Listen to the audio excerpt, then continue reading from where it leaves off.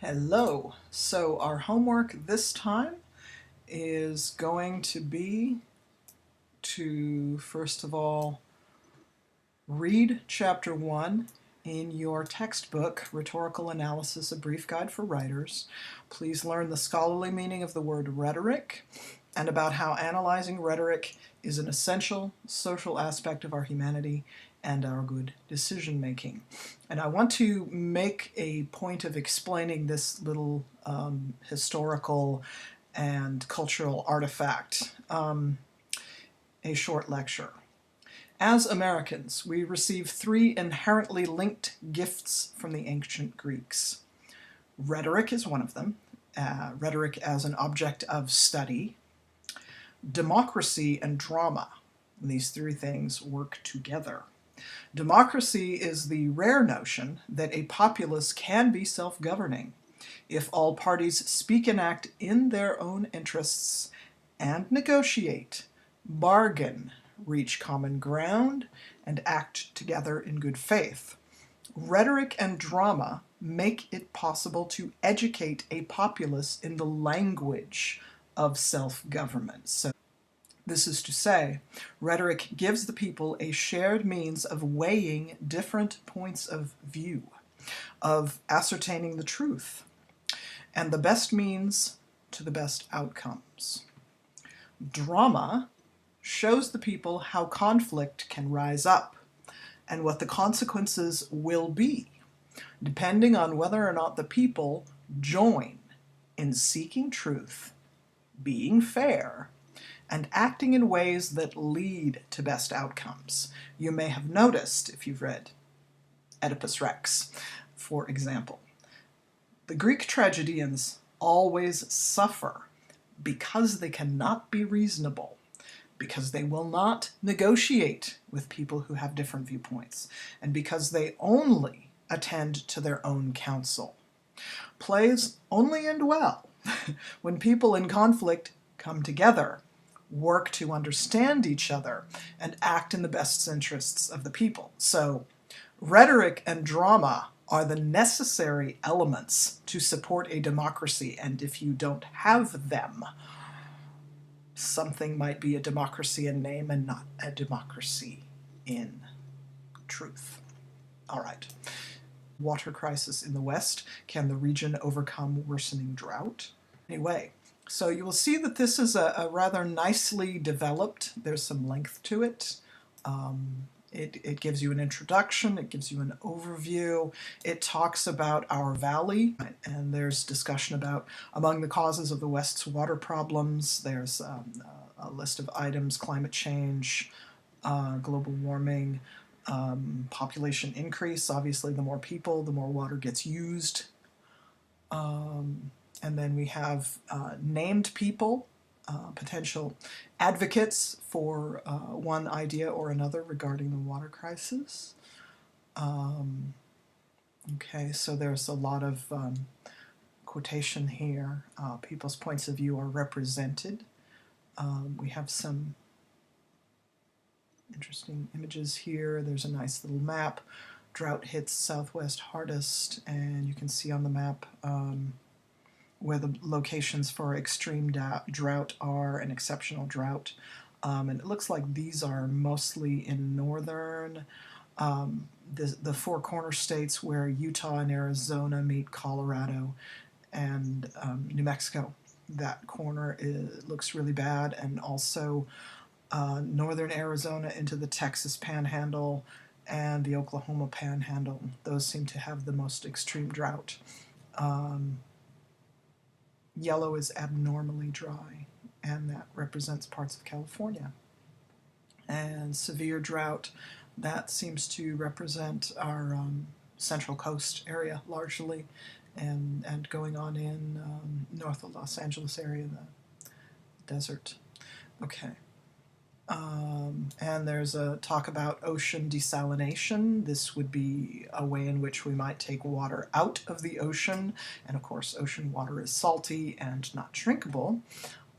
So there are such things as desalination plants that desalinate the water, and you can see whether or not that is a good idea for human populations to be taking water from the ocean, and perhaps what might the result be for the ocean if water is being taken out of it. Many, many different things happening during climate change. Environmentalists are also concerned that pumping and treating saline groundwater could affect fresh groundwater, cause the land surface to sink. That wouldn't be good. Probably not. Anyway, so you can see there's an awful lot of information here. And what's really nice about this article is that it explains clearly that when you start to lose a resource like water, it also has an economic effect, because we use water for all kinds of things. Nuclear power plants use water. Of course, once they use it, we can't, because, you know, it's radiated, but whatever. Paper makers use water. And I believe that I have read the people who make bottled water, more water goes into making that bottle than goes inside the water. So if you drink bottled water, you should probably stop, because you're using the resource way too fast.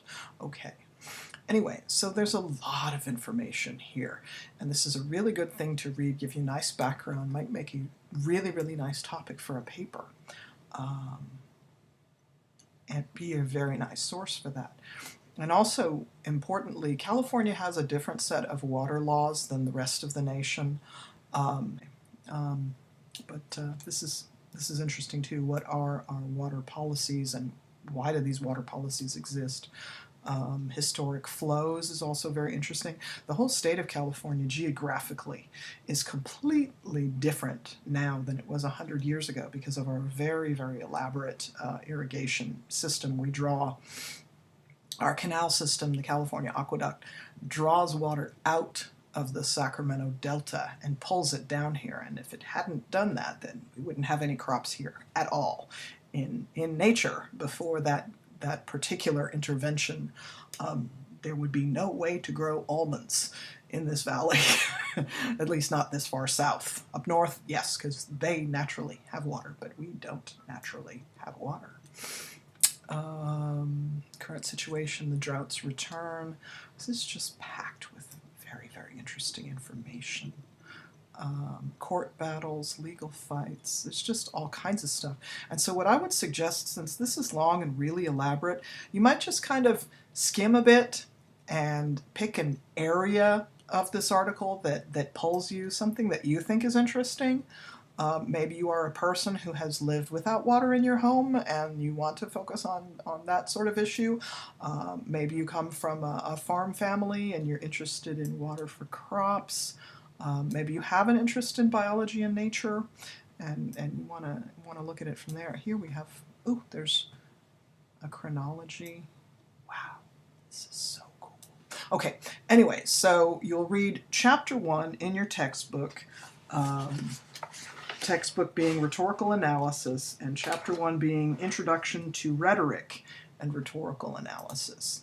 And then what you will do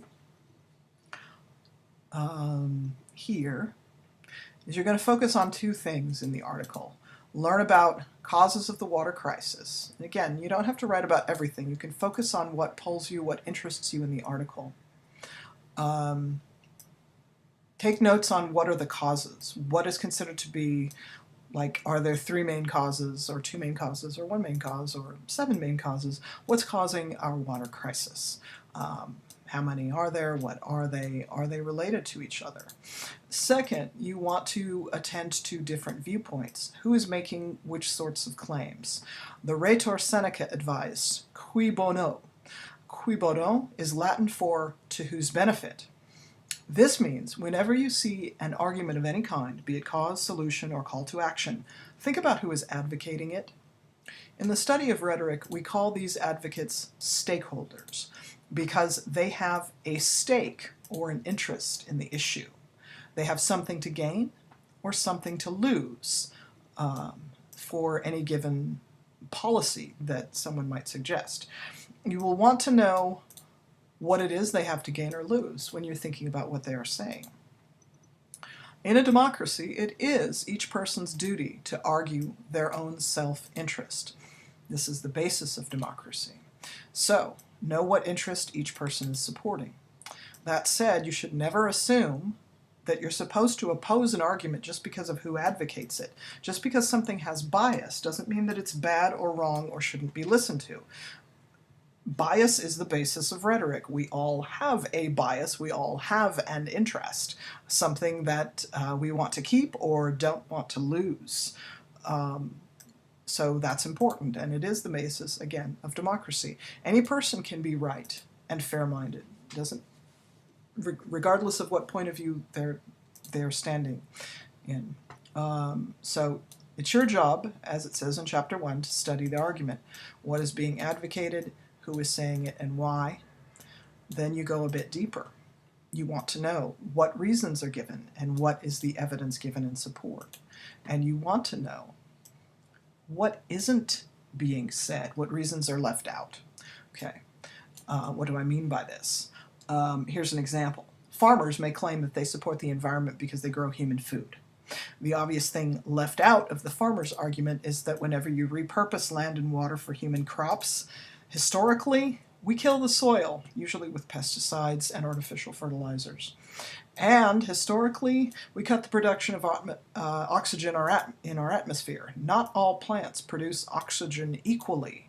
When you rip out mandrake forests, rainforests, and put in palm trees so that you can have palm oil, you are greatly reducing the production of oxygen in the atmosphere.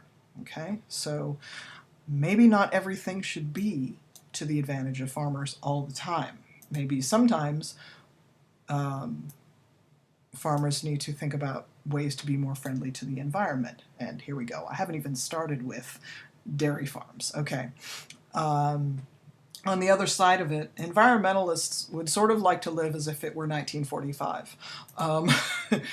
They want human beings to stop driving and walk, stop developing land and restore it, and ideally manage human procreation, because a lot of the pollution is a direct result of populations increasing vastly more quickly than anyone anticipated even 25 years ago.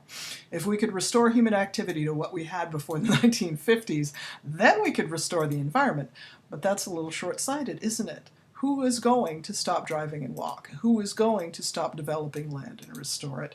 And who is going to manage the human population, right? Are these things something that we can expect, changes in policy?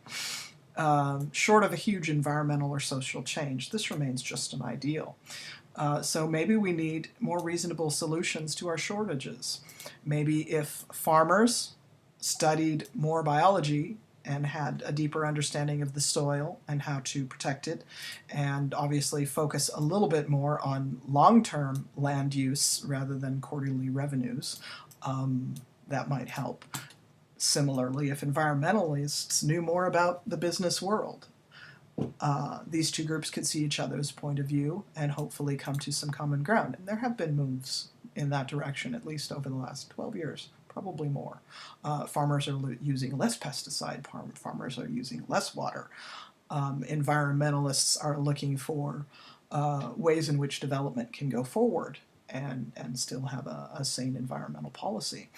Anyway, but if either stakeholder ignores or reduces the importance of the other one's claim, then all we end up with is conflict, no reasonable resolution. So we need to be good Greeks and learn how to understand each other. Okay. Your homework. In a paragraph, you're going to identify and briefly describe some of the stakeholders mentioned in water crisis in the West. Again, you can target what you want, skim it, read it through, and focus on what you want to talk about.